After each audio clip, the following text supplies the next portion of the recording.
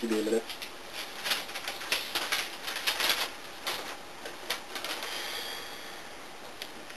Yeah, so just there's a couple of ways that things work.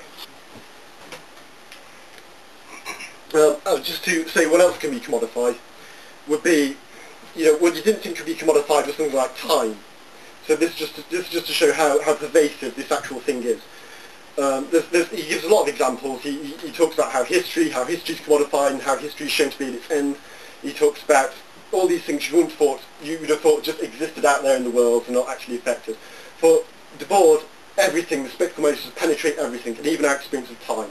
Now that thing with the spectacle and how it controls our working life as well as our leisure time, it therefore creates time which is what he calls pseudo-cyclical.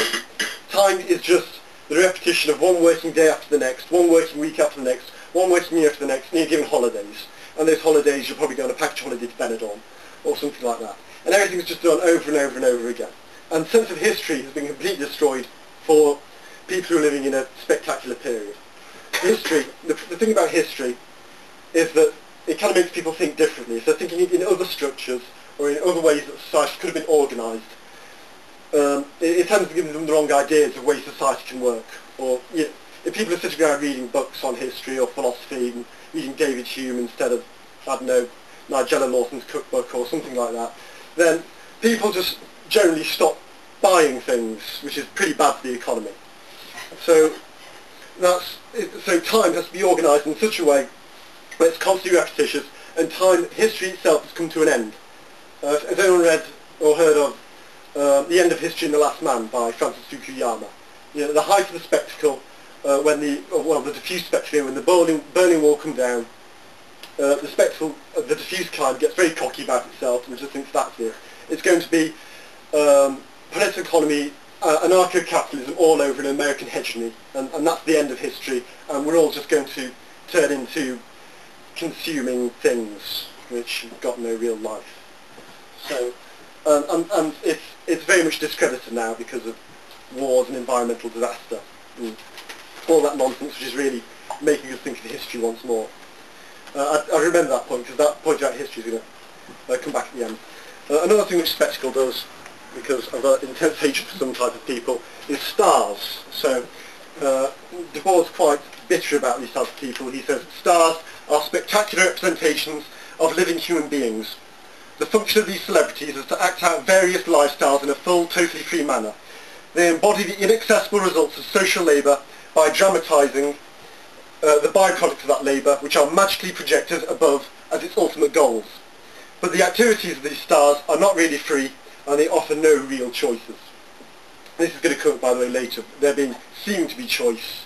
In America, you go American, you shop there, you get choice of plastic bags and different types of bags. There's no real choice there.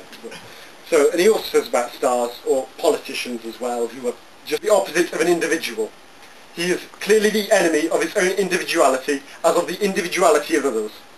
They attain greatness by swooping below the reality of the most insignificant individual life, and everybody knows it. That's interesting, by the way. I'm going to talk about these two things, but everybody knows it's quite an interesting line, and they offer no real choice is an interesting line. If you say you've got a choice between several different types of spectacle, you think you've got an actual choice. Think of privatisation, when you want to send your kids to school. No, hospitals are better, because hospitals are being privatised all over Britain with PFI schemes. You want to go to a hospital, say, well, you can go here, you can go here, and you go here. And rather than actually give you a quality services, they give you a quantitative one. It's that way the spectacle works. They give you choice, but it's all a standardised, homogenised choice, so it's not really a choice. You don't actually get a qualitative choice involved, or just a qualitative care. And the same with products, they're just trying to rip you off. So that's the way the spectacle works. It's trying to give you an image it's trying to give you the image of something instead of the actual thing itself that you need, and need is an important point. This is an interesting line, and everybody knows it. I mean, we all know that Gordon Brown's a tosser.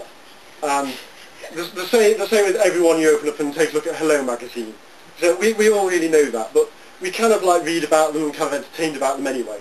So there's a sense for Debord of a natural understanding of what the essence of things are, what people need to be, and what society needs to be. We're not completely determined by these things. We're not completely formed by some people are, of course, unimaginative people, he doesn't really want to deal with. But, you know, there are some people, everyone, who at the bottom of their hearts knows that we're living in a very empty and shallow and very, very silly system. So, but they enjoy it. So, some people don't have the imagination to think otherwise.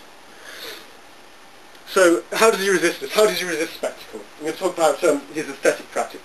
His aesthetic practice now, and you'll see this a lot in the film.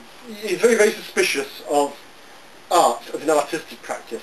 The idea of creating something new, so, you know, like a new modernist movement declares a new manifesto for something, and they make new type of objects, they get them into museums and sell them. It's just an extension of spectacle for Debord. The surrealist movement in this period is completely on its arse. Dali's doing like adverts, things like that, and it's just, for Debord, it makes him quiver. He doesn't want it. So how does he manage to approach things? In this way, he kind of anticipates a lot of postmodernist aesthetics by taking things which he's quite interested in, which he wants to present to people, and then distorting them in some sort of way. It's a very, very Duchampian type of, you know, Duchamp took the Mona Lisa and did a moustache on it and that type of thing. It's that type of thing, and he calls it tournement, which is not an actual theory of art itself. It's presenting something some type of speculative thing in another way, which reveals things about it which you didn't really see before, just makes you think about it. So, détournement is the flexible language of anti-ideology. It appears in communication that knows it cannot claim to embody any definitive certainty. Détournement has grounded its cause on nothing but its own truth as present critique. And he also says, this is quite another important point, détournement serves as a reminder that theory is nothing in itself, so any sort of like set dogma. The situationists didn't like to be called situationism. It was situationist international, you know, a little bit like the Marxist internationals. They weren't some sort of set dogma. That it can realise itself only through historical action and through historical correction, that is its true allegiance. Okay, so the first thing then, détournement's not actually, as I say, some sort of set dogma in itself. They all come to the Derrida thing. No.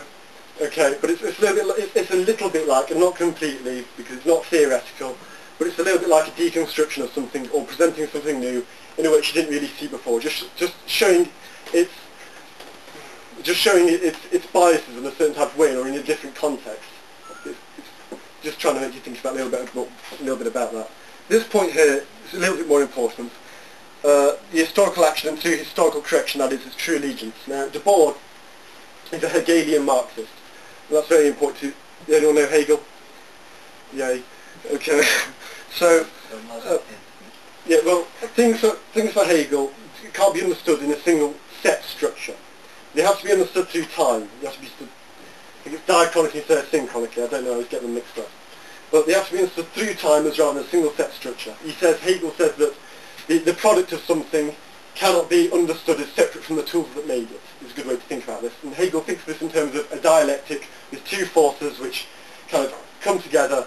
They're both antithetical. There's a thesis and an antithesis, like being and nothing, and they kind of resolve themselves in some sort of new, not fully stable, but higher reality, which is becoming.